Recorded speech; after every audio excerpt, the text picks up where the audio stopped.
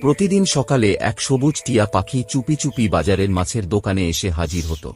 সুযোগ পেলেই সে একটু মাছ ঠোঁটে নিয়ে উড়ে যেত। একদিন দোকানদারের নজরে পড়ে যায় বিষয়টা। রাগে সে একটি লাঠি ছুঁড়ে মারে। লাঠির আঘাতে সবুজ টিয়া পাখিটি অজ্ঞান হয়ে রাস্তায় পড়ে যায়। কিছুক্ষণ পরে দুজন লোক সেটিকে দেখে চিন্তা না করেই তুলে নিয়ে যায়। তারা একটি গভীর নদীর ধারে এসে টিয়া পাখিটিকে পানিতে ফেলে দেয়। ঠান্ডা পানিতে পড়ে টিয়া পাখিটি ডুবে যেতে থাকে। চারদিক থেকে অনেক মাছ এসে তার চারপাশে জড়ো হয়। হঠাৎ একটি মাছ টিয়া পাখিটিকে চিনে ফেলে। সে বলে ওঠে, এটাই সেই টিয়া পাখি, এই সেই পাখি যে প্রতিদিন দোকান থেকে মাছ চুরি করে গোপনে নদীতে ছেড়ে দিত। সে চুরি করত নিজের জন্য নয়, মাছগুলোর প্রাণ বাঁচানোর জন্য। সব বুঝতে পেরে মাছটি নদীর সব মাছকে ডাকে। সবাই মিলে টিয়া পাখিটিকে ধীরে ধীরে ঠেলে নদীর পাড়ে নিয়ে যায়। কিছুক্ষণের মধ্যেই টিয়া পাখিটি পানি থেকে উঠে আসে। আবার সে বেঁচে যায়।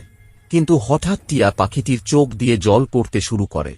কারণ আপনি এখনো লাইক, শেয়ার আর সাবস্ক্রাইব করেননি।